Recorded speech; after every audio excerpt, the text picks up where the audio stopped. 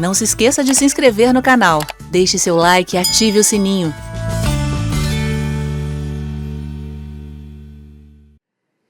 Amém. Bom, nós estamos falando sobre trabalho, dinheiro, dízimo, sobre prosperidade financeira, mas nos termos bíblicos, tá? Temos tentado ser o mais equilibrado que a gente puder, porque quando se fala sobre dinheiro nas igrejas cristãs, normalmente, não é a regra, mas é muito comum de se ver as pessoas pendendo para um lado ou para o outro. Ou as pessoas têm a tendência de dizer que o crente bom é o crente pobre, ou então eles dizem que o crente santo é o crente rico, como se uma coisa ou outra tivesse que ser a certa, excluindo a outra. Mas, para agradar a Deus, você não tem necessariamente que ter muito dinheiro ou ser pobre. Até porque o dinheiro em si, ele não é mal. A gente já sabe que não é o dinheiro que é a raiz de todos os males, mas o amor do dinheiro.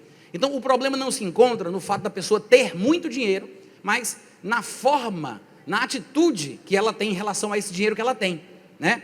E nós conversávamos aqui durante esses dias, e ontem à noite nós terminamos falando, que Deus, este Deus que nós cremos, o Pai do nosso Senhor Jesus Cristo, é aquele que tira o pobre, o desvalido do monturo, e faz ele se assentar juntamente com os príncipes do seu próprio povo. Isso está escrito lá no Salmo 113, versículos 7 e 8. E é verdade, Deus ele dá a todos, como nós já falamos, a vida, a respiração e tudo mais. Deus faz o sol nascer para todos. Deus não faz acepção de pessoas. Ele faz a chuva cair sobre o justo e sobre o injusto. O sol ele vem para o bom e para o mal. Tudo de Deus é para todo mundo, tanto os recursos naturais, as bênçãos naturais, representadas aí pelo sol, pela chuva, estações frutíferas e assim por diante, como também as bênçãos espirituais de Deus. Em Cristo, para todos os homens, isso tudo está disponível, não apenas para alguns poucos privilegiados. Mas o problema é que às vezes a gente não sabe exatamente como desempenhar o nosso papel no processo para a manifestação do milagre. Eu vou até repetir essa frase. O problema é que às vezes nós queremos jogar tudo nas mãos de Deus. Nós queremos atribuir a Deus a responsabilidade pela bênção que me chega, como se Ele fosse aquele que tem que apertar o botão para a bênção chegar até na minha vida. E se você observar, tem alguma coisa errada com esse pensamento, porque tem gente que está se dando bem e tem gente que está indo muito mal. Se fosse Deus quem estivesse controlando, privando ou doando às pessoas o que elas experimentam na vida, então Deus estaria fazendo acepção de pessoas. Mas as bênçãos de Deus, a grosso modo, numa comparação bem grosseira, é como se fosse assim a energia elétrica, que está na fiação, mas ela só se torna disponível depois que você aciona o interruptor. Ou como as ondas de rádio. Você tem um receptor, que é o que nós chamaríamos de rádio, em inglês se chama receiver, né, que é receptor, porque existem ali ondas e ondas que estão passando em frequências diferentes. Para você receber o que foi emitido, você precisa sintonizar. E para os mais antigos, de Sacha para lá, a Sacha, filha da Xuxa, de Sacha para lá, tinha até aqueles rádios que tinham uma sintonia fina, para você tirar os ruídos e os chiados e ouvir melhor. Então, mais ou menos da mesma forma, a grosso modo, tá? As bênçãos de Deus são assim, elas estão disponíveis para todos, elas estão presentes, estão aí, mas as pessoas têm que receber.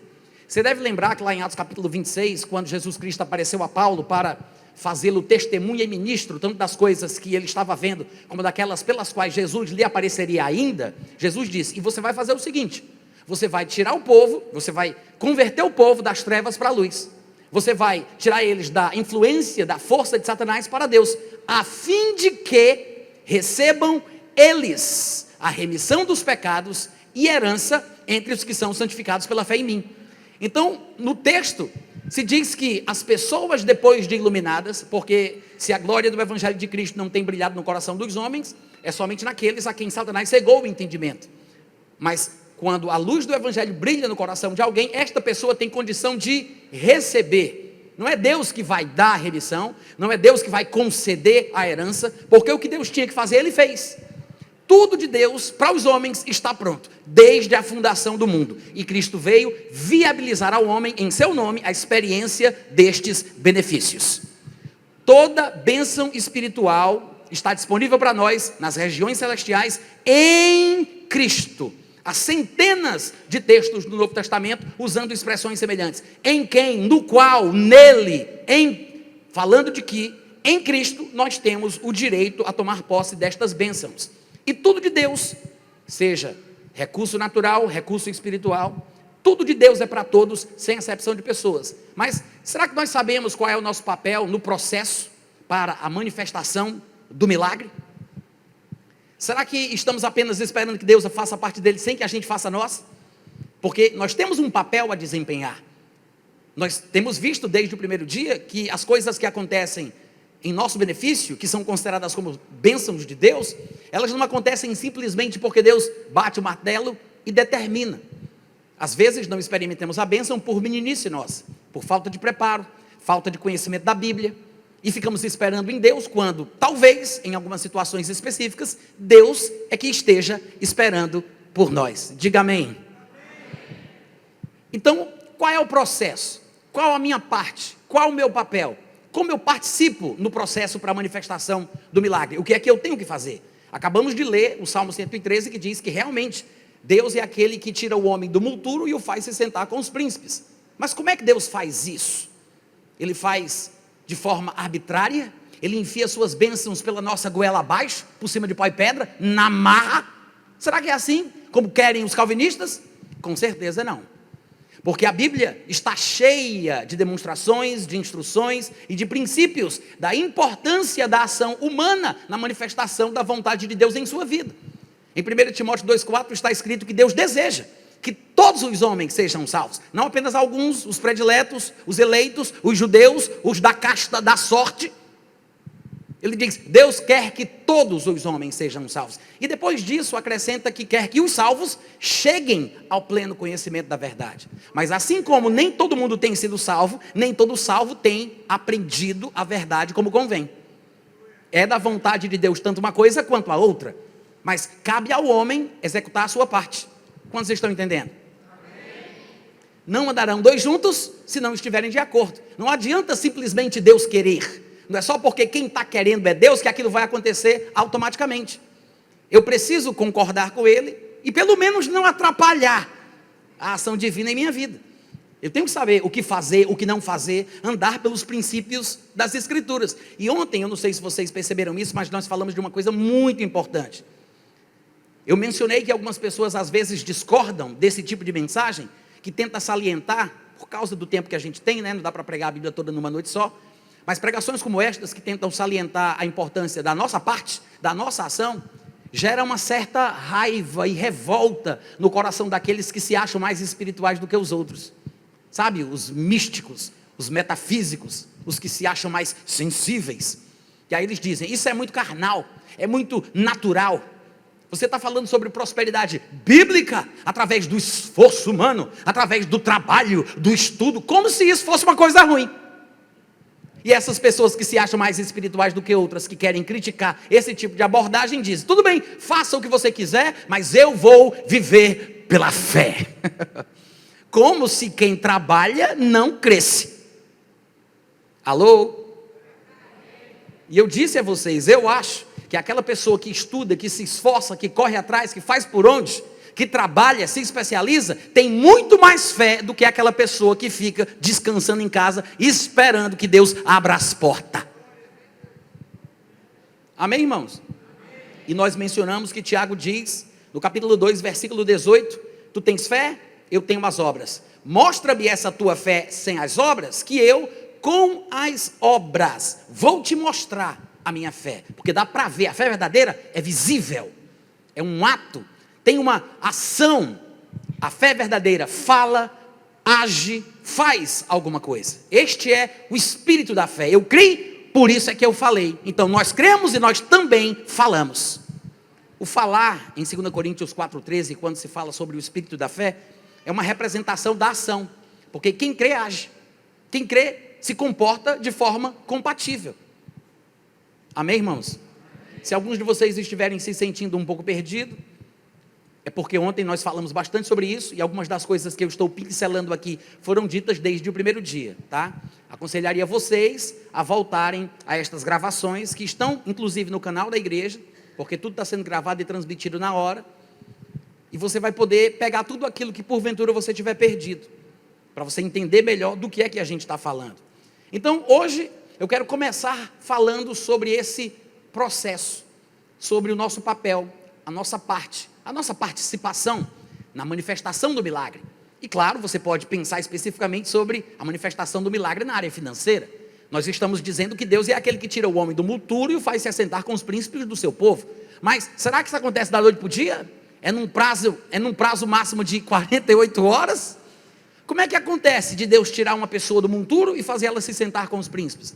Eu sei que talvez vocês não possam saber, mas eu tenho quase 50 anos de idade, mas com os meus 17, 18 anos, eu tive um surto psicológico, eu tive esquizofrenia paranoide, que segundo a ciência não é curada. E na verdade é uma coisa que fazia parte da minha família inteira por parte de mãe. Toda a minha família por parte de mãe foi esquizofrênica paranoide. Dizem que há 4 tipos de esquizofrenia e a paranoide é a mais comum, no entanto é a mais severa, porque é aquela que a pessoa tem alucinações, ela ouve vozes, ela vê coisas, e às vezes ela pode se ferir ou ferir alguém, e tudo isso eu passei, tá? Eu tenho um primo que se matou, eu tenho um tio que morreu louco no hospital, um dos filhos do meu tio Joaquim também vive tomando remédio, hospitalizado, uma tia que foi louca e uma avó que eu não conheci, que me disseram que também tinha surtos de loucura esporadicamente. E a minha mãe dizia que morria de medo que acontecesse comigo a mesma coisa que acontecia com o irmão dela e com os outros parentes da sua família. Ela via em mim características que pareciam apontar para o mesmo problema, e foi dito e feito. Claro que existem questões espirituais envolvidas, porque o próprio Jesus, em Marcos 4, quando vai falar sobre doenças e enfermidades, no final da lista ele diz que estas coisas vêm de dentro do espírito humano, do coração do homem, e ele diz inclusive a loucura. Então sim, existe um envolvimento espiritual, mas às vezes os espíritos eles agem através das famílias, das pessoas, do ambiente, da influência. Eu não estou falando sobre determinação genética, porque o pessoal gosta de falar sobre isso como se fosse uma maldição hereditária, embora faça algum sentido, mas não é no sentido espiritual, tá? A predisposição genética para determinadas coisas não são sinônimo de determinação genética. A predisposição genética para qualquer tipo de mal, seja ele para uma doença como essa, ou para o alcoolismo, ou qualquer outra anomalia, é apenas um arquivo zipado no código genético do nosso corpo, que pode ser descompactado através de um determinado estímulo. Uma situação, um gatilho, uma coisa qualquer, que faz aquilo vir à tona. E aí se manifesta na minha vida o que estava na presença, na vida do meu pai, na vida do meu avô e por aí vai. Mas o fato é que não me importa o que aconteça, o poder de Deus é maior. Aí, o que aconteceu? Com os meus 18 anos de idade, eu tive um surto psicótico, tentei matar minha irmã enforcada, corri nu no meio da rua, porque todo doido que se preza tem que ficar nu. Não sei porquê, mas é verdade. Se vocês conheceram algum louco aí do bairro, da cidade, da família, vocês sabem. Ficou nu ou não ficou? Ficou ou não? Se for sem vergonhice, um cinturão resolve. Mas se for louco de verdade, tem que ficar nu.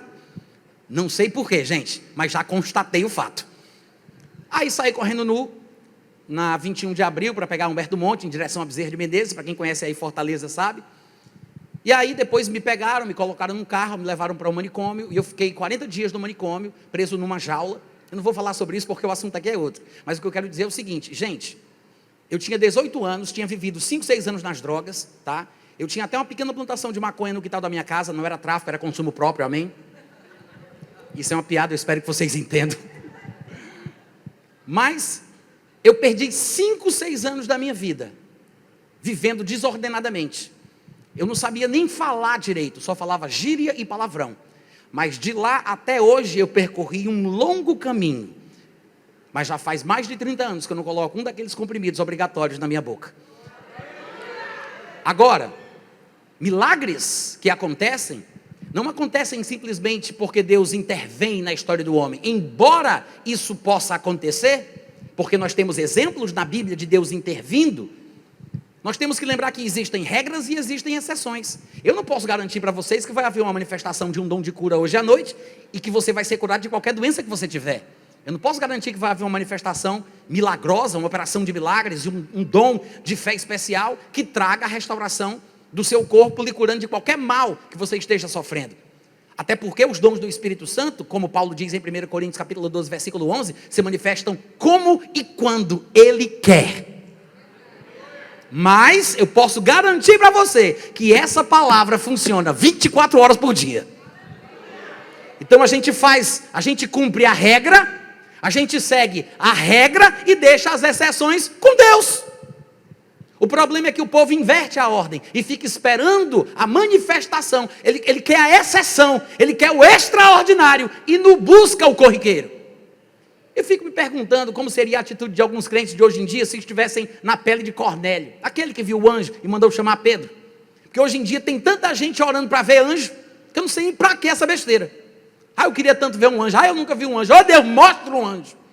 Será que você está preparado para ver um anjo? Porque se um anjo vindo do céu te falar uma coisa que é contrária ao que a palavra de Deus diz, nessa sua expectativa desesperada, obstinada de ver um anjo, você engole tudo dizendo amém, sem nem conferir se aquilo é de Deus ou não. Porque Paulo diz que se um anjo vindo do céu, ele não diz do inferno, e se um anjo vindo do céu falar qualquer coisa contrária ao evangelho que ele pregou, não é bênção, é maldição. Mas você com essa expectativa, você não está pronto para repreender. Alô? Amém, gente? Mas aí o que foi que aconteceu com Cornélio? Ele viu o anjo. Aí está todo mundo querendo reproduzir a experiência de Cornélio, pedindo para ver o anjo. Mas o que foi que o anjo disse para ele? Ele disse: Cornélio, manda chamar Pedro, porque ele vai pregar para ti a palavra de Deus. Está todo mundo querendo ver o anjo, e o anjo que aparece a Cornélio diz: vá ouvir a Bíblia. Oh, glória! E é assim que a gente tem que fazer. Entender qual é a nossa função, o nosso papel, que participação nós temos no processo da manifestação do milagre, seja ele qual for, tá? Mas não é da noite para o dia. Não pense que eu fiquei bom imediatamente. Foi um processo, foi gradual, tive que tomar remédios controlados durante um bom tempo, até que um dia eu decidi, porque já tinha conhecimento suficiente, que eu ia parar de tomar remédios. Mas a palavra foi limpando o meu coração, foi me fortalecendo, foi me trazendo fé, até o dia que eu tomei a decisão. E minha mãe, morrendo de medo, não queria que eu fizesse isso. Porque se eu parasse de tomar remédio, eu ficaria surtado como o meu tio Joaquim, meu primo Fernando, a minha tia Rita. E aí eu ficaria violento. Minha mãe, inclusive, perdeu o que seria a primeira filha dela por causa de um destes surtos do meu tio Joaquim. Então ela não queria que eu parasse. Só que agora eu era crente. Crente e lendo a Bíblia. E aí eu decidi, irmãos, não foi fácil. Não foi da noite para o dia. Eu ainda estou em processo de crescimento. Eu ainda estou melhorando. Mas de lá para cá, muita coisa boa já aconteceu. Sim, Deus tira o homem do monturo, faz ele se sentar com os príncipes do seu povo, mas você tem que estar disposto a participar do processo. E muita gente diz: mas está escrito em Josué, capítulo 1, versículo 8, não cesses de falar deste livro da lei, medita nele de dia e de noite, para que tenhas cuidado de fazer segundo tudo quanto nele está escrito, então farás prosperar o teu caminho e serás bem sucedido. Aí o pessoal cita essa passagem, só para expressar a sua ignorância em público, e diz: está vendo aí? Deus prosperará o teu caminho. Mas não é isso que o texto diz. Eu sei que todo mundo que lê esse texto, normalmente fala isso logo em seguida, embora tenha lido exatamente como está escrito. Mas o texto não diz que se você fizer por onde, se você for um bom menino, Deus vai te recompensar com um pirulito espiritual. Não está escrito isso. Não está dizendo que Deus vai prosperar o teu caminho se você fizer por onde. Não está escrito isso. É um conselho de Deus para Josué. Ele diz: eu te aconselho. Claro, ele está falando por meio de Moisés, mas ele diz: não cesses de falar deste livro da lei. Por quê? Medita nele de dia e de noite, para que tenhas cuidado de fazer segundo tudo quanto nele está escrito. Então farás. Olha a conjugação verbal. Ele não disse então farei, ele disse farei. Ele disse o quê? Farás. E ele não está falando com um ser humano cujo nome dele seja farás. Então farás. Ele não está falando do farás. Ele está dizendo que você fará. Diga assim: eu farei. Veja o que ele disse: ô Josué, medita de dia, medita de noite, para que tenhas cuidado de fazer o que está escrito nele, porque tu farás. O crente pensa que é pecado dizer o que Deus disse. Tem gente que tem medo de reconhecer que Deus disse que sou eu que farei. Não é Deus que fará. Eu que farei, não é Deus que fará. Oi, só um teste de experiência. Sou eu que farei, não é Deus que fará. Amém, gente? Eu acho que isso aí é o medo de dizer amém, é uma coisa que você não entende. Aí você poderia pensar: mas Natan, será que isso não traz orgulho, soberba, arrogância? Não está colocando o foco no homem? Não, gente. Não é arrogância você aceitar o papel que você tem estabelecido por Deus. Isso é humildade. Rebeldia, arrogância, é você querer inventar uma teologia convencional, ortodoxa, aspas, para ser aceito pelos coleguinha, né? Só com medo de ser rejeitado. Ou você fica com o que a Bíblia diz, ou pode ter certeza, você vai acabar se frustrando por causa de promessas que não se cumpriram, porque na verdade nem sequer foram feitas. Quanta gente sai da igreja decepcionado? Ah, mas eu esperei, eu orei, eu fiz, eu assim, eu assado, e não aconteceu. Aí a pessoa sai decepcionada com Deus, com a igreja, com tudo. Por quê? Estava esperando por promessas que não se manifestaram, porque não foram feitas. Não foram feitas. Eu estou pregando muito bem hoje à noite. Cadê os amigos? Aleluia. Deus disse: tu farás prosperar o teu caminho. Oh glória. Agora veja o processo. Ele diz: medita, né? Medita no livro da lei de dia e de noite. Ele está falando sobre perseverança, sobre continuidade de dia e de noite, de dia e de noite. É uma coisa ininterrupta, porque é um processo gradual. Ele diz: medita sempre, para que você saiba o que fazer, porque assim, tendo o entendimento adquirido pela meditação, alcançando esse nível de sabedoria e maturidade através da meditação, você vai fazer prosperar o seu caminho. Aí você vai me dizer: ah, Natan, mas isso é um versículo isolado. Tá bom, então eu vou ler o Salmo primeiro para vocês. Diz assim: bem-aventurado o homem que não anda no conselho dos ímpios, não se detém no caminho dos pecadores, nem se assenta na roda dos escarnecedores. Antes, o seu prazer está na lei do Senhor, e nessa lei medita de dia e medita de noite. Olha a mesma coisa aparecendo aqui: medita de dia e medita de noite. Este que medita de dia, medita de noite, medita de dia, dá até para fazer um hip hop, né? Esse homem que medita de dia e medita de noite é como árvore plantada junto à corrente de águas, que no tempo certo vai dar fruto. Nem li o resto ainda. Olha o que ele diz: e cuja folhagem não murcha, e tudo quanto ele faz, não é tudo quanto Deus faz, é tudo quanto ele faz, será bem sucedido.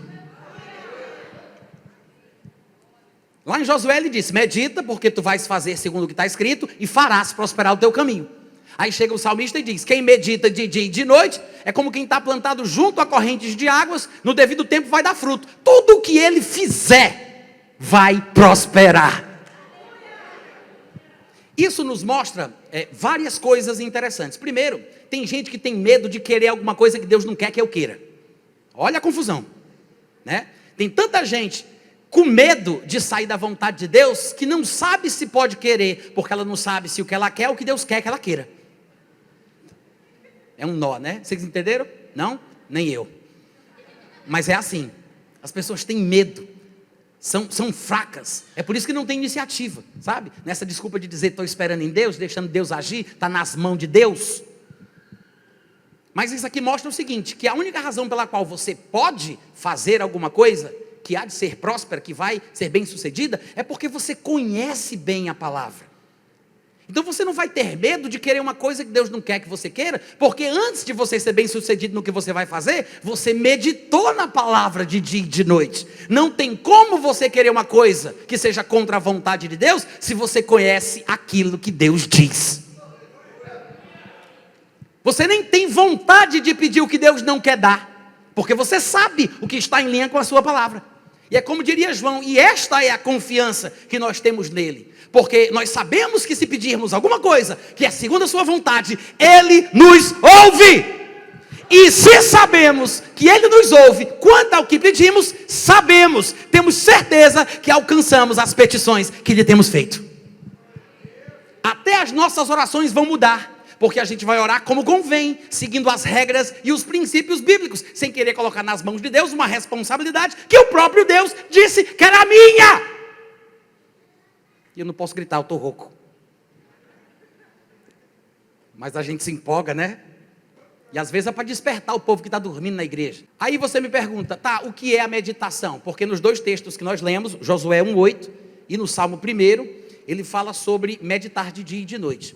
Bom, existem vários conceitos para a palavra meditação, algumas oriundas do Oriente, outras do Ocidente, algumas mais cristãs, outras nem tanto, mas eu vou sugerir um conceito simples para o sentido de meditação para o crente.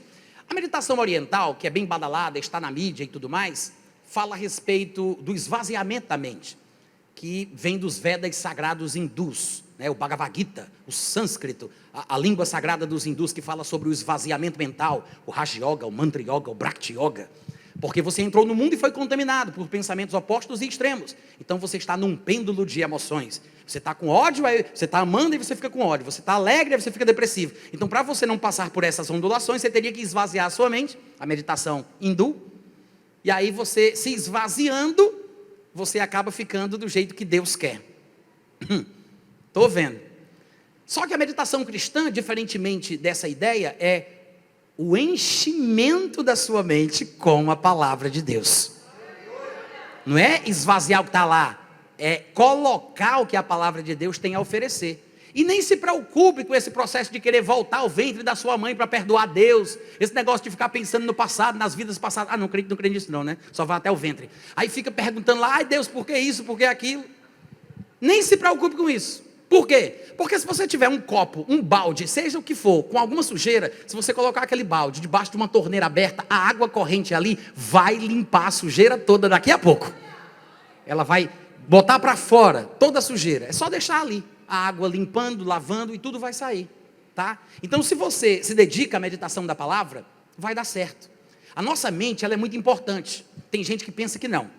Crentes que se acham muito espirituais dizem que toda pessoa muito inteligente ou metida a intelectual não é espiritual. Mas se a nossa mente, com as suas faculdades lindas que Deus colocou dentro de nós, não fosse importante, a Bíblia mandaria a gente descartar a nossa mente. Mas o que está escrito é que a gente tem que se transformar pela renovação da nossa mente, não é pela remoção da nossa mente. Você só renova, só restaura aquilo que é muito importante para você. Amém, gente? Então, o processo para se experimentar a boa, agradável e perfeita vontade de Deus, passa, não é pela remoção, mas é pela renovação do nosso entendimento sobre as coisas da vida. Então a meditação cristã, que consiste em encher os nossos pensamentos daquilo que a palavra de Deus diz, pode ser exercitada através da visualização, da personalização e da memorização. Eu vou explicar o que eu quero dizer com isso.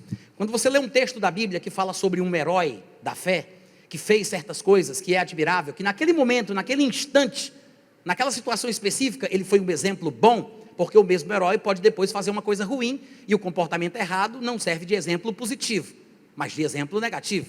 Mas se você lê uma história que serve de exemplo positivo, o que é que você faz? Você tenta ver aquele acontecimento.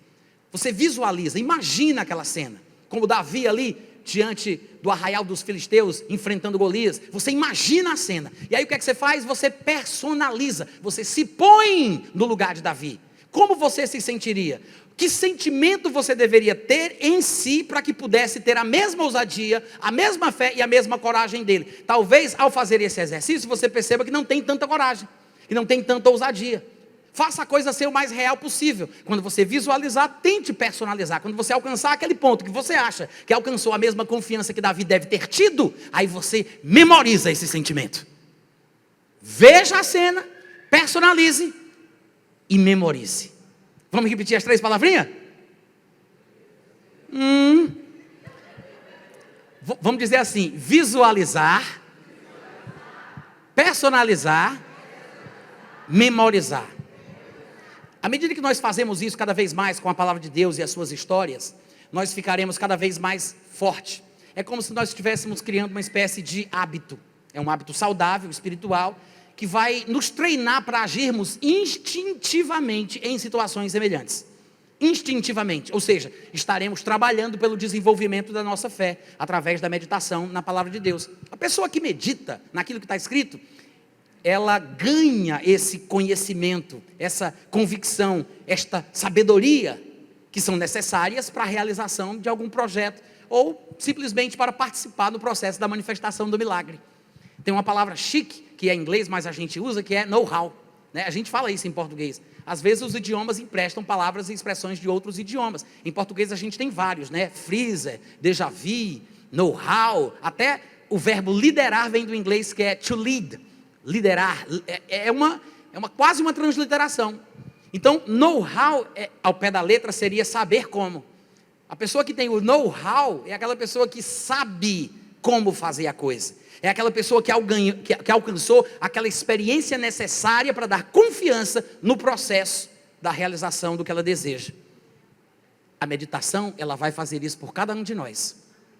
Amém, irmãos?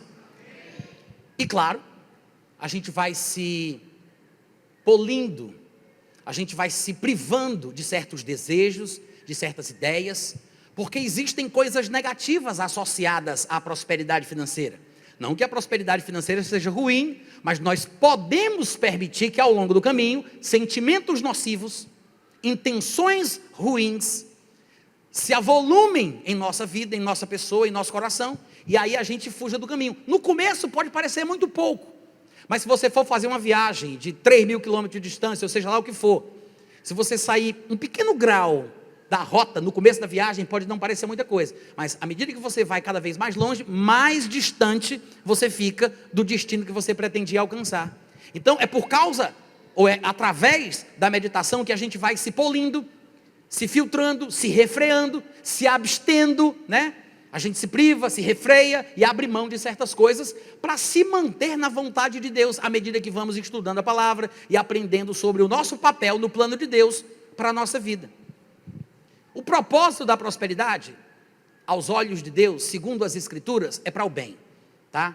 Toda a prosperidade que Deus criou não foi feita para Satanás e a sua tropa, foi para os seus filhos, foi para o homem que ele criou a sua imagem e semelhança. Então o propósito da prosperidade financeira é para o bem, mas tem coisas que são destinadas a um determinado propósito, mas podem ser usadas para outro totalmente diferente. Eu vou dar um exemplo, vou dar 2 exemplos. Imagina uma faca de cozinha, para que ela presta? Ela serve para cortar a carne, para cortar o legume, para fazer o almoço, a janta, as refeições. A faca serve para isso. Se você colocar essa faca na mão de uma criança, claro que seria muita loucura fazer um negócio desse, mas se você parar para pensar no exemplo, a criança, por não ter maturidade, por não estar preparada, embora a faca não tenha sido feita para cortar a criança, ela fica vulnerável ao que essa faca pode fazer. O propósito da faca não é esse.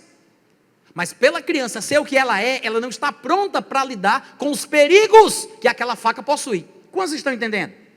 O fogo, por exemplo, é uma coisa boa ou uma coisa má? Alguém poderia dizer é má e outras é boa. O fogo por si só, gente, ele pode ser, ele nem é bom nem é mau, e é bom e é mau dependendo do contexto, porque é uma força da natureza, concedida por Deus, mas ele deveria ser usado com um propósito benéfico, como fazer um alimento, acender uma lareira, e ser usado em outras atividades profissionais. O fogo serve para isso, no maçarico, no fogão, seja lá o que for. Mas o mesmo fogo na cama, na cortina, na televisão, no guarda-roupa, numa casa, é a destruição total. Ou seja, o fogo que Deus criou, não para esse propósito, pode se voltar contra mim se eu não souber como lidar com as regras que manipulam o fogo. Eu não sei como contê-lo, não sei como dominá-lo, não sei como administrá-lo. Então esta incapacidade, porque eu não sei como, eu não tenho know-how, eu não tenho experiência, não tenho maturidade, eu estou vulnerável. Os alertas das Escrituras a respeito da prosperidade que vem depois, quando a gente começa a servir a Deus e a obedecer o que as Escrituras dizem, os alertas das Escrituras a respeito desta prosperidade, não é por nada, é apenas por causa de como o nosso coração pode ficar depois. Vocês estão me ouvindo, gente? É mais ou menos como aquilo que a gente falou aqui ontem à noite, né? Uma pessoa ganhar na loteria, eu não sei se foi ontem ou foi antes de ontem, mas se uma pessoa ganhar na loteria e ela não estiver preparada, ela não tem educação financeira, é uma pessoa estragada, como se diz no popular, ela não está pronta para lidar com essa quantidade de dinheiro, ela não só vai se perder, vai gastar tudo que tem, como provavelmente, como eu já vi em muitos documentários que estão espalhados por aí na internet, ela vai ficar pior do que quando recebeu o prêmio. Porque gasta, sem perceber o que está acontecendo, sem controle, sem nada, e aí ela vai além do que podia e fica com dívidas depois que o dinheiro acaba. Mas isso é verdade. Como diria minha mãe, quem nunca comeu melado, quando come, se lambuza. É por isso que eu ontem à noite fiz uma crítica a essa ideia da unção da prosperidade, aspas, porque eu creio que há um lugar na Bíblia para se falar sobre uma capacitação, uma graça divina para alcançar riquezas. Mas o que se fala hoje em dia não está associado a esta capacitação divina para desempenhar uma obra, desempenhar um trabalho e através do meu esforço, daquilo que eu faço, chegar ao que Deus quer para mim. Hoje em dia o que se fala é que essa unção da prosperidade é uma espécie de manto espiritual milagroso que se manifesta através de uma doação de muito dinheiro ou através da oração forte do homem de Deus. Que é por isso que hoje em dia a gente vê tanto isso na igreja, né? Quem tem 1.000 vem cá para frente, quem dá 10 vai lá para trás. Contribua com a gente, pois pedir não quer demais. Aí você diz, Natan, não é bíblico cooperar na casa de Deus, pedir ofertas, pedir contribuições, é mais do que bíblico. Porque não somente Deus incentiva a gente a fazer isso, como o próprio Jesus exemplificou esse tipo de comportamento, com uma bolsa de dinheiro, recebendo doações de pessoas ricas. E ele nunca teve problema com esse tipo de coisa. Só que, é como nós estamos falando desde o primeiro dia, há um desequilíbrio. Uns vão para um lado, outros vão para o outro. É possível que uma pessoa que não tem ministério de tempo integral erre nessa área financeira, tanto quanto um pastor, um ministro e um pregador da Bíblia. O erro é democrático, ele não procura pessoas especiais. Ele pode acontecer com qualquer um de nós. E é exatamente por isso que a gente tem que falar da importância da meditação nas Escrituras. Amém, gente? Vocês estão me ouvindo? Paulo diria em Romanos capítulo 15, versículo 4, tudo quanto outrora foi escrito, para o nosso ensino é que foi escrito. Ou seja, estudando as histórias dos outros, os acontecimentos, as decepções, as quedas, os erros, as vitórias e conquistas, tudo o que foi escrito é para o nosso ensino que foi escrito. Porque a escritura inspirada é útil. Esta é a utilidade da escritura. Tem uma frase que casa muito bem com isso que eu estou falando aqui para vocês. Há uma frase que diz que há pessoas que são burras, que cometem erros e não aprendem com os erros que cometem. Há pessoas que são inteligentes, que erram, mas aprendem com os seus próprios erros. E há pessoas que são sábias, que aprendem com os erros dos outros. Eu gostaria muito de chegar nessa posição de sabedoria, mas eu creio que nós temos muitas ferramentas para isso, muitos textos na Bíblia, muitas instruções, muitos alertas, muitos exemplos, porque tudo o que outrora foi escrito, para o nosso ensino foi escrito. Isso está em Romanos 15, 4. Mas eu me lembro que lá em 1 Coríntios capítulo 9, capítulo 10, Paulo fala sobre a decepção experimentada pelos israelitas, depois de terem sido libertados da escravidão do Egito. Como morreram por mordeduras de serpente, como passaram por situações ruins, Deus destruiu aqueles que não creram.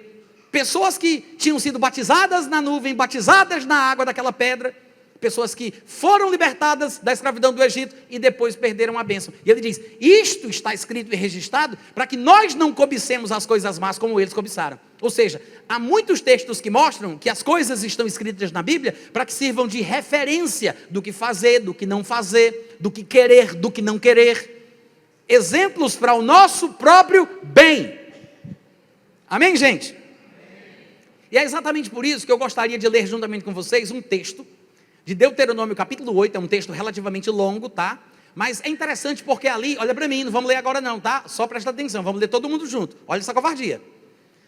Lá em Deuteronômio capítulo 8, Deus está alertando o povo de Israel, que tinha sido libertado da escravidão, porque eles estavam a ponto de entrar na terra que mana leite e mana mel.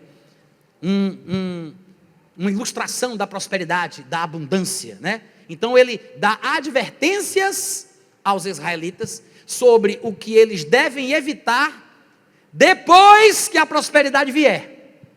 Antes da prosperidade chegar, Deus diz, cuidado com o que vai acontecer depois da prosperidade.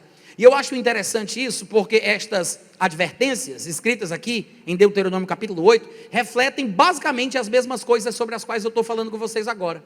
Basicamente, Deuteronômio capítulo 8, a partir do versículo 11. Posso ler, gente? Diz assim, lembrem-se, o contexto é esse, tá? Um pouquinho antes dos israelitas entrarem na terra que manava leite e mel, um pouquinho antes, Deus faz esse alerta. Então, tenha em mente que é sobre isso que ele está falando. No versículo 11 ele diz: guarda-te, não te esqueças do Senhor teu Deus, não cumprindo os seus mandamentos, os seus juízos e os seus estatutos que hoje eu te ordeno. Para não suceder que depois, repete aí comigo, como é que é a palavrinha? Como é que é? Um pouco mais alto? Só para decorar? Depois. Ele disse: cuidado com o que vem depois. Ele disse: cuidado para não suceder que depois de teres comido, depois que estiveres farto, depois de haveres edificado casas boas e morado nelas, depois de se multiplicarem os teus gados, os teus rebanhos, depois de se aumentar a tua prata, o teu ouro e ser abundante tudo quanto tens. É interessante isso, porque Deus está dizendo: eu estou preocupado com o que vem depois. Porque antes da pessoa ter a prosperidade, ela é tão devota, né? Ela diz: se eu ganhasse na loteria para eu ajudar essa igreja, me abençoa tanto, se eu ganhasse. Eu tenho muitas suspeitas de pessoas que dizem que ajudariam se ganhassem na loteria. Tenho muitas suspeitas. Porque você não precisa dar o que você não tem. Alô?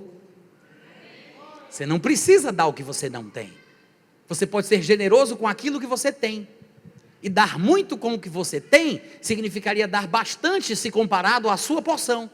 Jesus, eu sei que hoje em dia tem muita gente fazendo críticas a pregadores que falam abertamente sobre dinheiro dos púlpitos, mas Jesus foi descarado o suficiente para ficar pertinho do gasofilácio olhando quem depositava as ofertas. Ele olhou, olhava para lá, olhou, aí a mulher foi lá, deu umas moedinhas e disse: vou falar uma coisa, hein? Eu vi aqui o que foi que cada um deu. E por isso eu posso comparar o que ela deu com o que os outros deram. Essa senhora, Jesus na cara de pau falando com todo mundo, essa senhora deu mais do que vocês tudinho. Porque vocês deram do que sobrava, do resto, do que não fazia falta. Ela deu o seu sustento todo. Mas o sustento todo dela era bem pouquinho. Mas a questão não é essa. Não é o quanto você dá. É a atitude, é o desprendimento, é a liberalidade, é a motivação por trás. Então, Deus não está preocupado com o que eles estavam passando naquele momento, antes de entrar na terra prometida, antes da prosperidade. E Deus não tem problema em que eles multipliquem a prata, multipliquem o ouro, façam casas, no plural, boas, e vivam bem. Ele não tem problema com isso. A preocupação de Deus é que depois, não é antes, é depois da prosperidade, eles... E eu vou resumir, daqui a pouco eu vou confirmar com vocês a leitura do texto, mas ele diz, para que depois da prosperidade vocês não se esqueçam de Deus. Ele diz: cuidado para que não aconteça que depois, versículo 14, se eleve o teu coração e te esqueças do Senhor teu Deus, que te tirou da terra do Egito, da casa da servidão. Aí pulando lá para o versículo 17, ele diz: não te esqueças do Senhor teu Deus, não te eleves o teu coração e digas no teu coração: foi a minha força, o poder do meu braço que me adquiriram estas riquezas. E a gente vai explicar o que significa tudo isso aqui, tá? Ele diz: não te esqueças do Senhor teu Deus e não digas, pois, no teu coração. Ele está falando de pessoas que no coração têm um sentimento reprovável. E é bom lembrar que Deus vê o coração, embora os outros não vejam. Ele não está falando sobre estas pessoas que têm o linguajar certo, que falam como crente, sabem rezar a cartilha bem direitinho, né? Não, foi Deus, é Deus, a Deus, amém, aleluia, oh glórias, né? Mas no coração, não é o que a pessoa fala, não é dizer que foi Deus, atribuir a Deus, dar graças a Deus, mas é o que a pessoa sente lá no coração, porque quem sente correto, age de forma correta com a prosperidade que Deus lhe concedeu.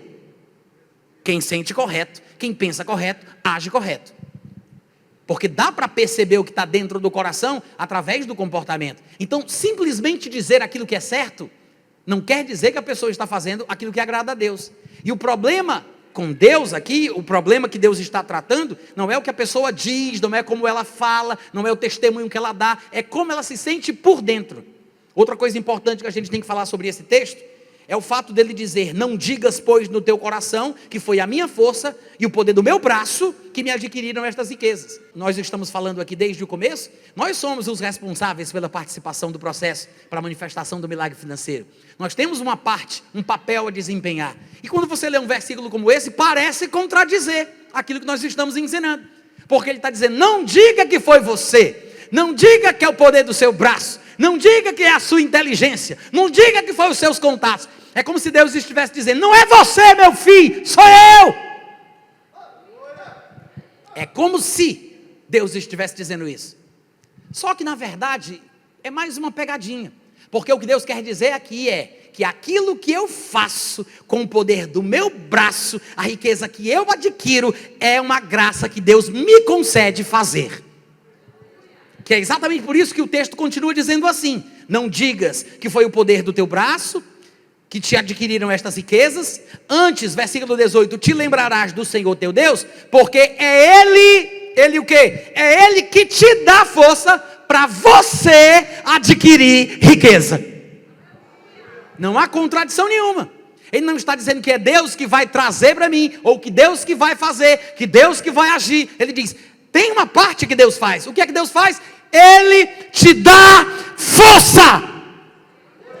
Ele te dá inteligência, Ele te dá o sol, Ele te dá a chuva, Ele te dá estações frutíferas, Ele te dá condição, porque tudo que a gente tem, a vida, a respiração e tudo mais é bênção, dádiva divina.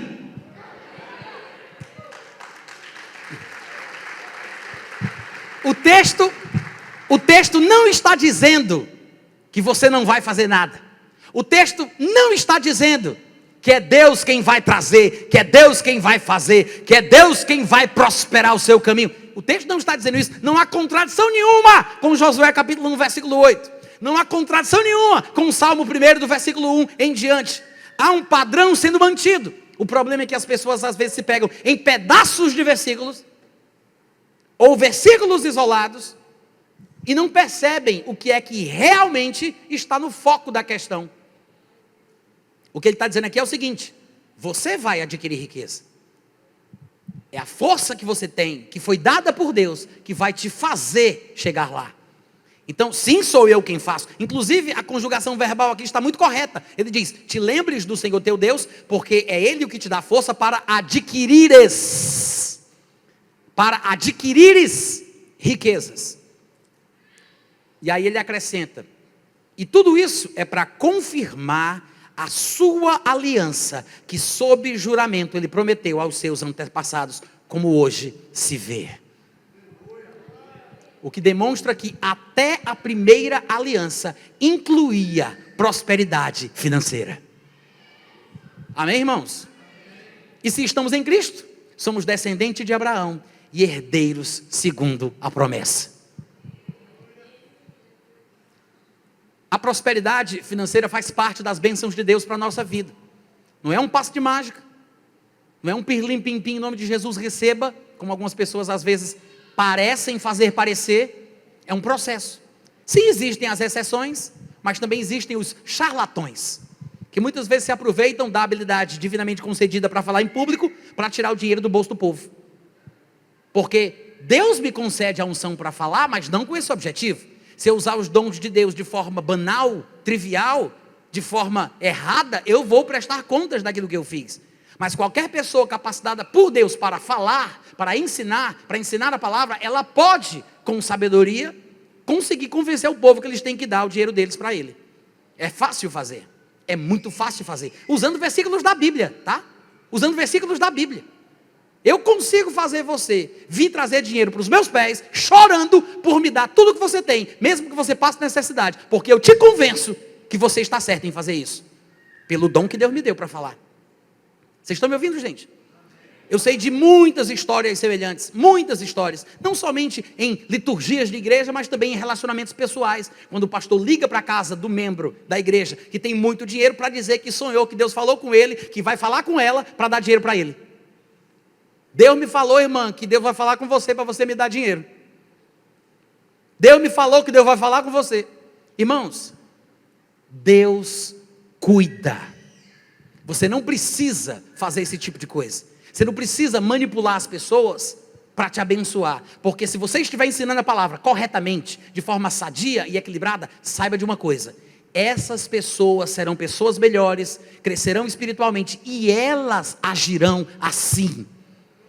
Porque toda pessoa espiritual sabe a importância de você cuidar daqueles que te ensinam, daqueles que lhe alimentam espiritualmente. Você não precisa forçar a barra, colocar o carro na frente dos bois, manipular o povo pelos dons que Deus te deu. Vocês estão me ouvindo? Aí ele diz: a aliança envolve a prosperidade financeira. Deus não está preocupado em deixar que eles tenham abundância, ouro abundante, prata abundante, casa abundante. Deus não está preocupado com isso. Veja que a advertência de Deus está relacionada a uma única coisa: ao coração. Ele disse: eu só vou dizer uma coisa, cuidado para que depois da prosperidade não se eleve o coração e te esqueças da parte de Deus. E você fique pensando: fui eu, foi meu braço, minha força, meus peixes, minha inteligência, meus contatos, minha sabedoria, minha faculdade, meu mestrado, minha pós-graduação. Fui eu. Aí ele diz: e Deus que te deu o que tu usou para prosperar? É muito sutil, mas na verdade, tudo aquilo que eu sou, tudo aquilo que eu posso, qualquer capacidade que eu tenha, qualquer inteligência ou força ou predisposição, é uma dádiva divina. Essa é a atitude correta de uma pessoa que acaba prosperando, que trabalha, faz por onde e prospera. Ela sabe que está fazendo a parte dela, ela sabe que está se esforçando, mas ela tem consciência de que não seria ninguém senão pela graça divina. É esse sentimento que Deus quer. E aí, para terminar esse trecho de Deuteronômio capítulo 8, vem uma advertência curiosa que vai nos linkar com verdades ditas por Jesus no Novo Testamento. Aí ele diz assim: porque se te esqueceres, versículo 19, se te esqueceres do Senhor teu Deus, e andares após outros deuses, e os servires, e os adorares, protesto hoje contra vós outros que perecereis. Ele disse: se vocês começarem a prosperar, depois que aumentar tudo que vocês têm, vocês se esquecerem de Deus, e andares após outros deuses, os servires, os adorares, vocês vão perecer. É muito parecido com aquilo que Jesus disse em Mateus capítulo 6, versículo 24. Jesus disse: ninguém pode servir a dois senhores, porque ou há de aborrecer-se de um e amar ao outro, ou se devotará a um e desprezará ao outro. Sobre o que Jesus estava falando, ele continua, o versículo não acabou ainda. Ele diz: não podeis servir a Deus e às riquezas. Amém, gente? Presta atenção, ele não está falando que crente não pode ser rico. Ele não está falando que um crente fervoroso e temente a Deus não pode ter riquezas. Ele está dizendo que um crente fervoroso que realmente teme a Deus não pode servir às riquezas. Há uma distância enorme entre eu servir às riquezas e as riquezas me servirem. Eu não posso servir os dois, servir Deus e servir as riquezas, mas eu posso servir a Deus com as minhas riquezas. A questão é não servir os dois, é a competição, a concorrência. Isso não pode, mas servir a Deus podemos e devemos, inclusive com as nossas riquezas. Quantos estão acompanhando o raciocínio? É disso o que Jesus Cristo fala, é basicamente a mesma coisa que está sendo ensinada lá em Deuteronômio capítulo 8. E a gente tem que entender, gente, que a vontade de Deus é que tenhamos uma vida equilibrada, em todos os sentidos, inclusive nessa área financeira. E eu espero que dê tempo da gente conseguir ler e tratar sobre 1 Timóteo capítulo 6 ainda hoje. Porque em 1 Timóteo nós temos aquele texto bem popular que fala que o amor do dinheiro é a raiz de todos os males. Eu não sei se vocês perceberam, mas parece que eu estou falando mais rápido hoje, mas é porque também tem um custo-benefício aí bom para vocês, né? No mesmo tempo eu vou falar mais coisa do que falaria. Estou com medo de não dar tempo, então eu estou acelerando um pouquinho mais. Mas se não estiver dando para acompanhar, vocês me avisam. Mas eu precisaria pelo menos de mais 20 minutos para terminar essa mensagem. Quantos podem me ajudar com isso? Levanta a mão, quem me dá 20 minutos? 20, 40, 60, é suficiente. Obrigado. Não vai ser isso tudo, mas vamos tentar nos 20, tá? Esse princípio bíblico de crescermos, prosperarmos e mantermos o equilíbrio em relação a esta prosperidade que entra, que vem como consequência do nosso esforço, do nosso trabalho, é inclusive mencionada por Paulo em 1 Timóteo capítulo 6, quando ele fala sobre o amor do dinheiro, essa cobiça, querer ficar rico. Mas no mesmo capítulo 6 de 1 Timóteo, ele fala de crentes ricos. Muita gente lembra dessa parte dos perigos da riqueza, do amor do dinheiro, mas pouca gente lembra do resto do texto, quando ele fala sobre como um crente rico deve ser. Lembram-se das advertências, dos perigos da riqueza, mas não lembram sobre como é o comportamento de um crente rico. E a gente vai ver isso daqui a pouco, se der tudo certo. Mas antes de chegar lá, eu queria lembrar uma coisa que Jesus Cristo disse, que é bem profunda. Talvez assim, quase imperceptível. Mas lá em Lucas, no capítulo 12, do versículo 13 ao 15, tem uma situação curiosa. Jesus estava num determinado momento, e a Bíblia diz, nesse ponto, um homem que estava no meio da multidão lhe falou, mestre, com licença, mestre. Aí ele diz, ordena a meu irmão que reparta comigo a herança. Não sei, mas eu imagino que este homem que tem essa coragem de interpelar Jesus desta forma, deve ter confiança de que está exigindo os seus direitos. Não acredito que ele ousaria pedir para Jesus se meter numa coisa entre ele e o irmão dele, se ele fosse corrupto, mentiroso, e estivesse querendo uma coisa que não lhe era devida. Então, provavelmente, suponho eu, tá? Que ele deveria estar apenas pedindo que o irmão, que talvez fosse o carnal, que o irmão repartisse com ele a parte que lhe era devida. Então ele diz, Senhor, ordena ao meu irmão que reparta comigo a herança. Aí sabe o que é que Jesus respondeu? Ele disse, homem, quem me constituiu juiz ou partidor entre vós? Olha o que é que Jesus responde. Ele disse, me inclua fora dessa. Jesus disse, eu não tenho nada a ver com isso. Aí você vai dizer, meu Deus, que pastor ignorante, nunca mais eu volto nessa igreja. As portas estão abertas, mas também estão abertas para vir e para ir, né? Se você não quiser ficar, vá-se embora, vá com Deus, o amor ainda está aqui, vai com Deus. Isso não é o pastor dessa igreja falando, não, é Jesus, está falando para o homem. Aí ele disse, quem me constituiu juiz ou partidor entre vós? E não para aí. Aí a Bíblia diz no versículo 15 que então Jesus aproveitou a oportunidade para contar uma parábola sobre avareza. Aí ele diz, e lhes proferiu ainda uma parábola dizendo, o campo de um homem rico produziu com abundância. Razoava consigo mesmo dizendo, que farei, pois não tenho onde recolher os meus frutos? E ele disse, já sei o que farei. Destruirei os meus celeiros, reconstruí-los-ei maiores, e ali recolherei todo o meu produto e todos os meus bens. Então direi à minha alma, tens em depósitos muitos bens, para muitos anos, descansa, come, bebe, regala-te. Aí Jesus fala, mais do versículo 20, né? Mas Deus lhe disse, louco, esta noite te pedirão a tua alma, e o que tens preparado, para quem será? Aí do versículo 20 Jesus traz a moral da história, aproveitando a deixa de uma solicitação de um irmão para receber a sua parte que lhe era devida numa herança. Não era nada demais, não era normal, não era corrupção, não era dinheiro sujo. Mas Jesus já achou que a atitude estava errada. Jesus simplesmente aproveitou a situação para dar uma lição de moral sobre a cobiça, a ganância. Quantas pessoas não matam seus pais por causa de dinheiro? Quantos irmãos não matam os seus parentes? Os seus irmãos, os seus primos, a esposa, o marido, por causa de dinheiro?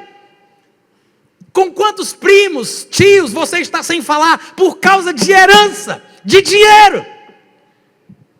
Alô?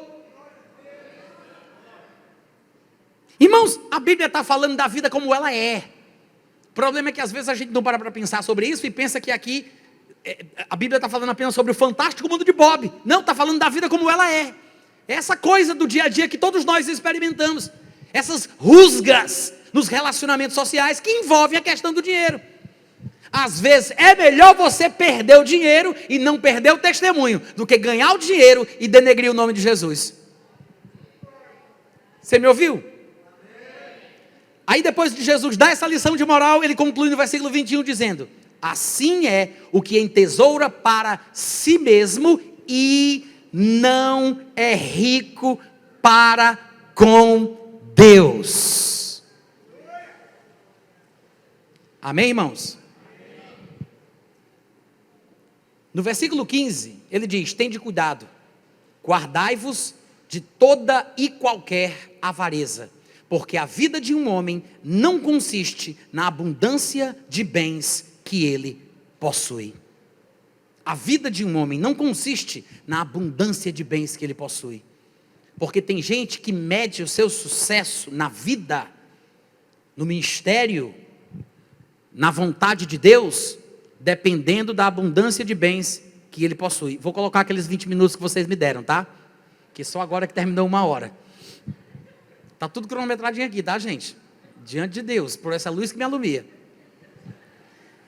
Então vejam, a vida de um homem não consiste na abundância de bens que ele possui. Mas tem muita gente que se mede através daquilo que tem, daquilo que não tem. Quantas pessoas na igreja estão tristes por causa do que não tem? O que é o inverso do que a Bíblia recomenda. Porque lá em Hebreus capítulo 13, no versículo 5, está escrito assim: seja a vossa vida sem avareza. Agora vem a explicação do que significa isso. Ele diz: contentai-vos com o que tendes, porque ele tem dito: de maneira alguma te deixarei, nunca, jamais te abandonarei. Primeira coisa, quando ele diz, vocês estão roubando meu tempo, gente. Primeira coisa que ele diz: contentai-vos com o que tendes. Eu não sei se aqui vocês conhecem essa expressão, mas lá em Fortaleza, onde eu cresci, a minha cidade natal, se falava sobre se contentar, mas no sentido pejorativo. Por exemplo, eu recebia uma determinada parte de uma comida que eu queria mais, eu queria outra, aí a mamãe dizia: meu filho, se contente com o que você tem. Só que o sentido na minha cabeça era: aceite essa desgraça. Eu não sei se vocês também aqui têm essa expressão, tem? Se contente com isso, meu filho, se contente. Só que o sentido bíblico não é esse, tá? O sentido aqui da palavra contentar-se é ficar contente, alegre, satisfeito. Esse é o sentido. Quando ele diz contentai-vos com as coisas que tendes, ele está querendo dizer que nós devemos nos alegrar, nos ver bem, satisfeitos, felizes, de cabeça erguida, por causa do que a gente tem. Só que o crente faz o contrário. Em vez de ficar contente pelo que tem, ele fica triste por causa do que não tem. Lembra daquela capacidade fenomenal que o crente tem de inverter os textos da Bíblia? Ele fica triste por causa do que não tem. E normalmente, a razão disso é porque ele fica olhando para o que o vizinho possui. Ele olha para o chinelo do vizinho e diz: eita, que chinelão. Você olha para a caneta do vizinho: Mont Blanc, que canetona. Aí ele olha para dele, aí ele olha para o carro do vizinho, ele olha para o carro dele, ele olha para a roupa do vizinho, para a roupa dele. E ele fica triste por causa do que ele não tem, porque ele está comparando com o que o vizinho tem. Você não pode medir o seu sucesso, o seu avanço e o seu progresso pelas outras pessoas. Meça-se consigo mesmo. Você já cresceu? Já melhorou? Já avançou? Já progrediu? Levante as mãos para o céu, agradeça a Deus, contente-se com aquilo que você tem. É isso que ele está falando aqui, tá? Eu gosto de chamar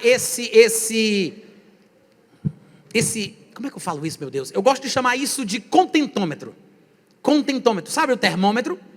Termômetro você usa para saber a temperatura do corpo. O contentômetro você usa para saber o quão avarento você está se tornando. É, o contentômetro.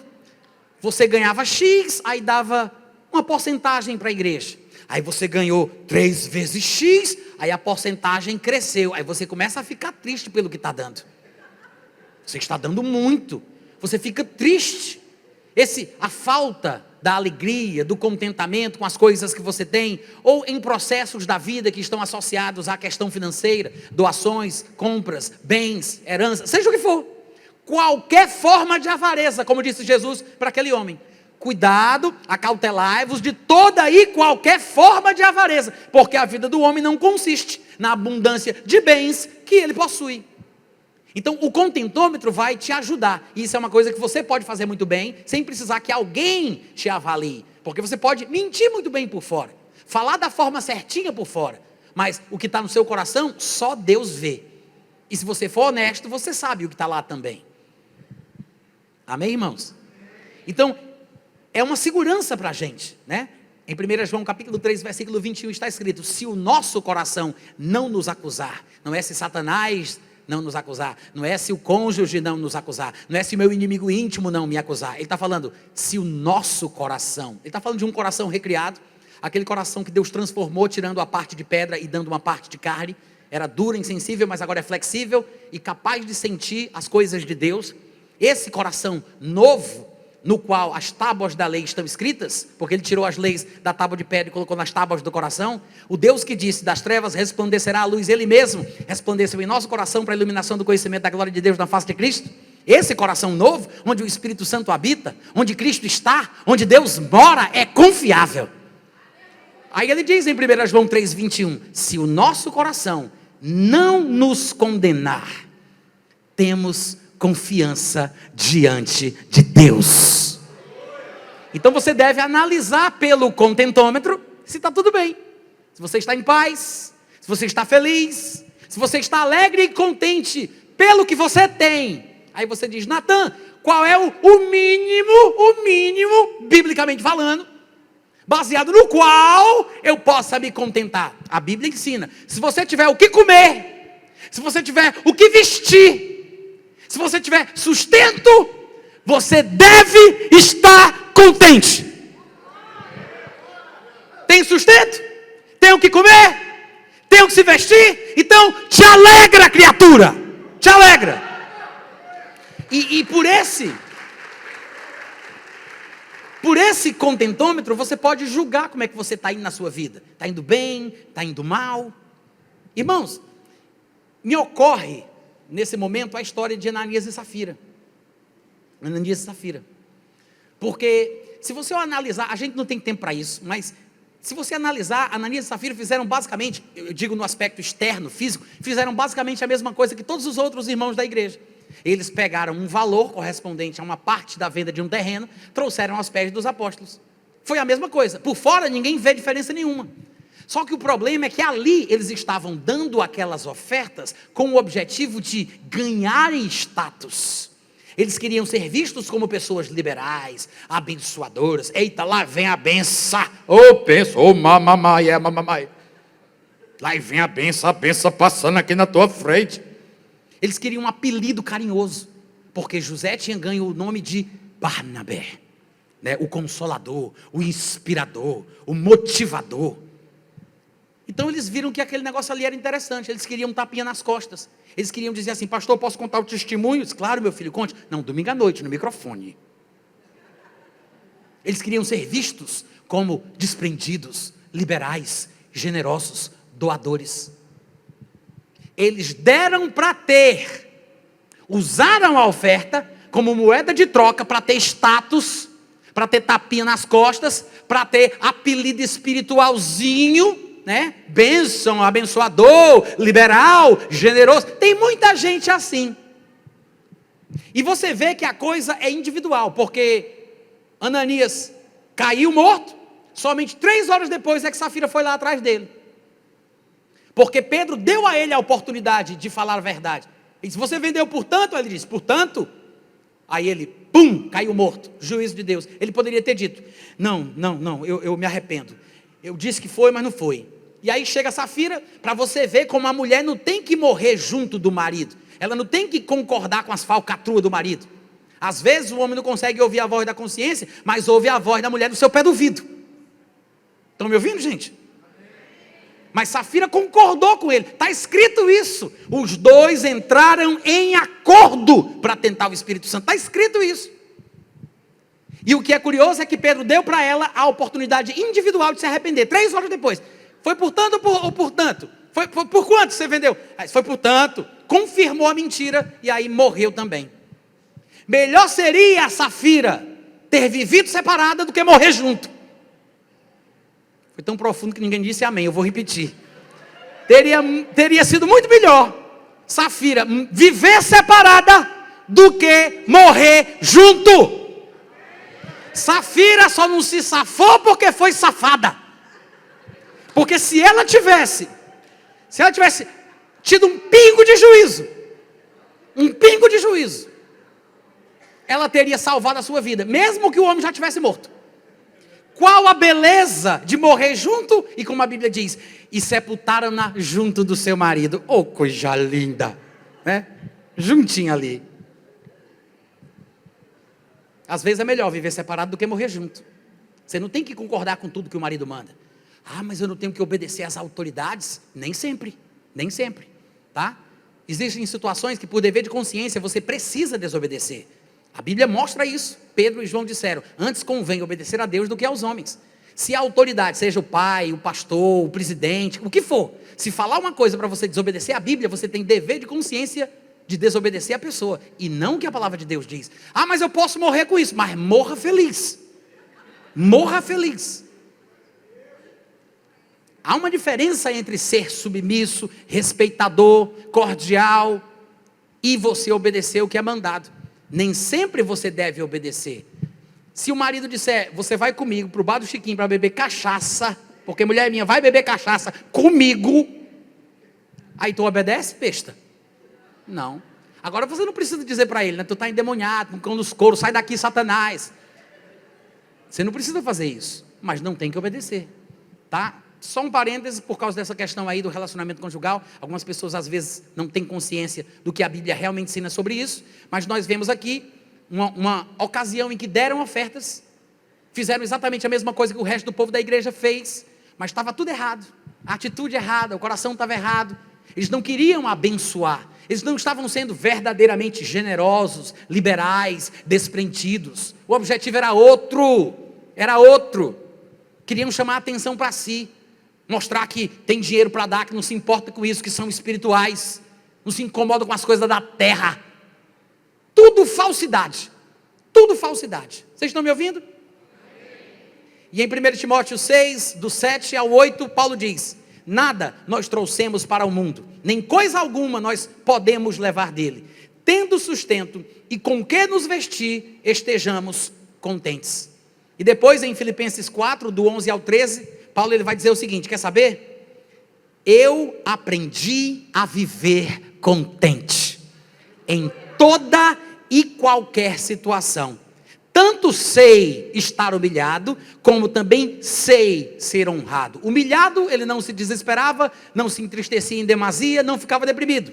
Honrado, não ficava soberbo, se achando um pavão, cururu-tei-tei. Não, ele tanto sabia ser honrado, como sabia ser humilhado. Não se exaltava e não se diminuía. Ele disse que aprendeu a passar por toda e qualquer circunstância. Ele disse que tinha ganhado experiência, tanto de fartura como de fome, de abundância e de escassez. E é nesse contexto que ele diz, tudo posso naquele que me fortalece. Eu sei que o povo gosta de pegar esse versículo 13, né? Tudo posso naquele que me fortalece, e falar isso como se fosse uma coisa para qualquer situação, para qualquer contexto, uma ideia equivocada e desequilibrada sobre as bênçãos de Deus. Mas Paulo está falando que tudo pode no sentido de passar fome, passar fartura, ter muito, ter pouco, falando da vida como ela é. E ele disse, eu aprendi a viver contente em toda e qualquer situação. Posso passar por tudo, porque tem um que me fortalece. Eu acho, irmãos, que essa deve ser a nossa meta. Esse deve ser o nosso alvo. É esse tipo de espiritualidade que nós devemos buscar em nome de Jesus. Vocês concordam comigo? E eu disse que queria ler com vocês 1 Timóteo capítulo 6, deixa eu ver quanto tempo me resta.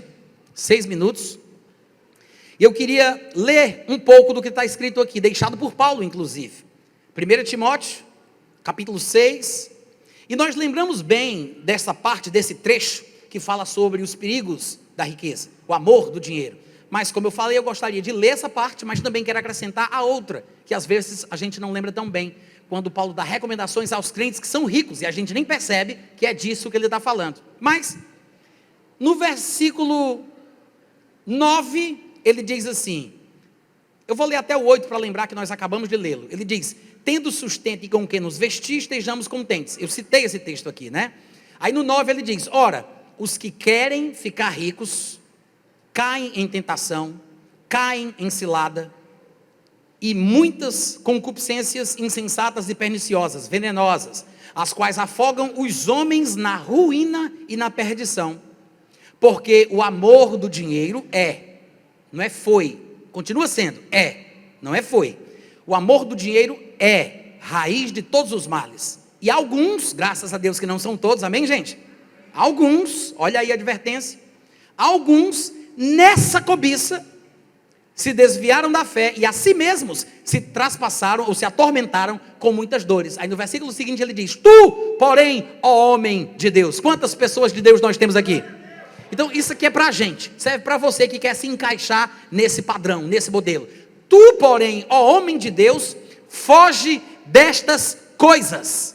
Ele não está falando sobre fugir do dinheiro ou fugir do trabalho que me trará dinheiro.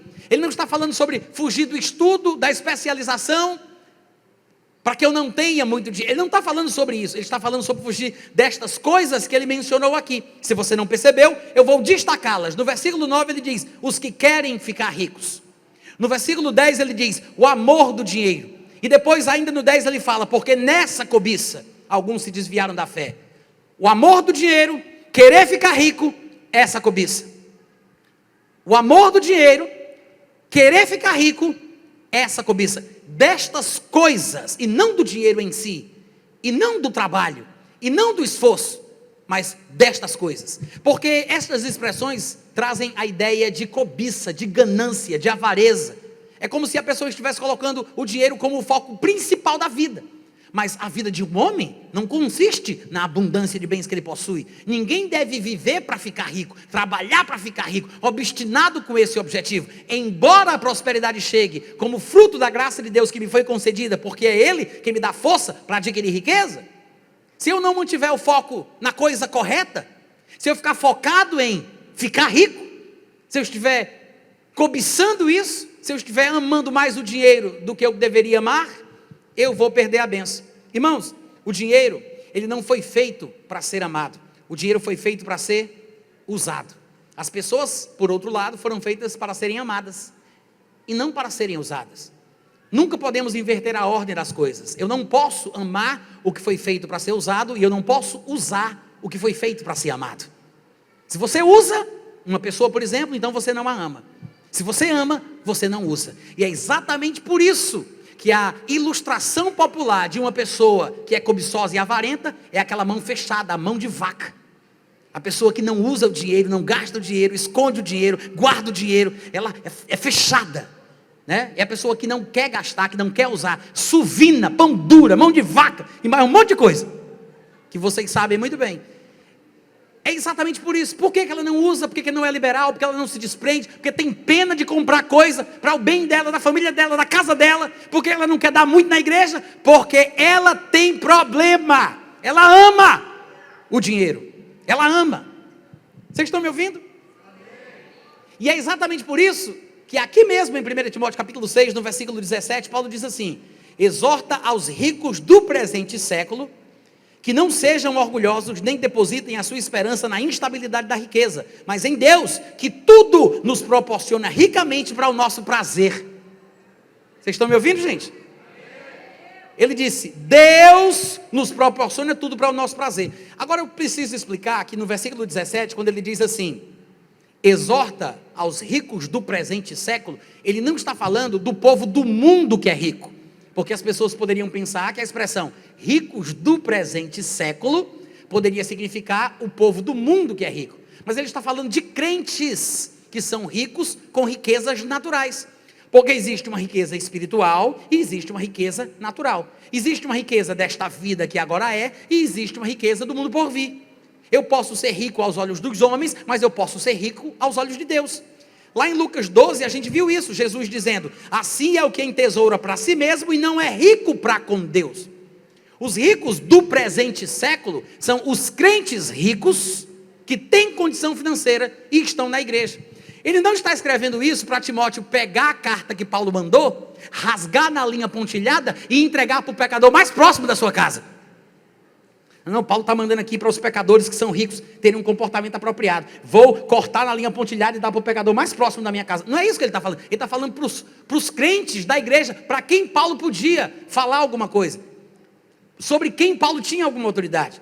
Ele podia não ser apóstolo para outros, mas ele era apóstolo para alguns. Então, sobre quem Paulo tem autoridade, ele pode dar instruções e ordenar tais coisas. Ele não está falando para o povo do mundo que é rico, gente. O povo do mundo não está nem aí para o que a palavra de Deus diz. Paulo está dando recomendações a Timóteo para tratar com os crentes da igreja, que têm riquezas naturais, riquezas deste mundo, do presente século. Paulo fala assim porque ele quer comparar as riquezas do presente com as riquezas do porvir. Tanto é que é exatamente isso que ele vai dizer na sequência. Veja o que ele diz. Ele diz, vou repetir a leitura do 17. Os ricos do presente século, que não sejam orgulhosos, não depositem a sua esperança na instabilidade da riqueza, mas em Deus, que tudo nos proporciona ricamente para o nosso aprazimento, que pratiquem o bem, sejam ricos de boas obras, generosos em dar e prontos a repartir, que acumulem por meio deste comportamento, que acumulem para si mesmos tesouros, só que agora ele está falando sobre tesouros verdadeiros, tesouros sólidos. Ele diz, um fundamento sólido para o futuro, não para o presente século, não para a vida que agora é, mas para o futuro, a fim de, através desse comportamento liberal, generoso, desprendido, generoso em dar e pronto a repartir, eles consigam, através das boas ações, se apoderarem da verdadeira vida. Ele está dizendo que crente rico tem que ser generoso. Se você é crente e você é rico, você tem que estar pronto para repartir. Tem muita gente querendo ser crente, mas não sabe qual é o padrão do comportamento do crente rico. Se você é crente e é rico, você vai ter que se encaixar no padrão da palavra. Se você não está pronto para repartir, medite, cresça, melhore, altere a sua ordem de valores para que você possa ter riqueza. Porque se você não estiver preparado, se você não tiver o know-how, quando você tiver prosperidade, você se perde, você se desvia, você vai esquecer Deus do seu coração. A obra de Deus, a causa de Deus, as coisas de Deus vão ficar em segundo plano. Você não vai ser generoso, você não vai ser pronto para repartir. Quantos estão me ouvindo? É disso o que Paulo está falando aqui. Amém, irmãos? E eu vou encerrar dizendo o seguinte, que nós precisamos aprender a manter esse padrão de vida, onde nós estamos prontos para compartilhar daquilo que temos, com as pessoas, com a causa de Deus, com a obra, com os pobres. E a atitude que a gente tem que ter, quando a gente ofertar na casa de Deus, na obra de Deus, nas pessoas que precisam, sejam elas pobres, ou sejam elas ministras do Evangelho, nós temos que ter essa atitude que ficou registrada na Bíblia, em 1 Crônicas, capítulo 29, versículo 14. Eu vou ler na edição contemporânea de João Ferreira de Almeida. Ele diz assim, quem sou eu e quem é o meu povo, para que pudéssemos dar voluntariamente todas estas coisas? Tudo vem de ti, e somente devolvemos o que veio das tuas mãos. Que coisa linda, hein, gente? Ele pediu ofertas para construir o templo, deram mais do que precisava, e ele fez uma oração de agradecimento por ter dado, e a oração é essa, agora na nova tradução da linguagem de hoje, ele diz, no entanto, o meu povo e eu, não podemos de fato te dar nada, pois tudo vem de ti, e nós somente devolvemos o que já era teu. Essa é a atitude que um cristão verdadeiro tem que ter em relação à prosperidade. Se prepare para isso, porque se a prosperidade chegar, você estará pronto para ser crente e ser rico, ao mesmo tempo agradando a Deus. Amém? Deus é aquele que a todos dá a vida, a respiração e tudo mais. Você tem que ser o tipo de crente que também sabe dar a Deus aquilo que você possui, cooperando na obra e investindo nas coisas que Ele coloca em seu coração. Obrigado pelo carinho. Amanhã a gente volta e vamos falar um pouco mais da palavra em nome de Jesus. Amém?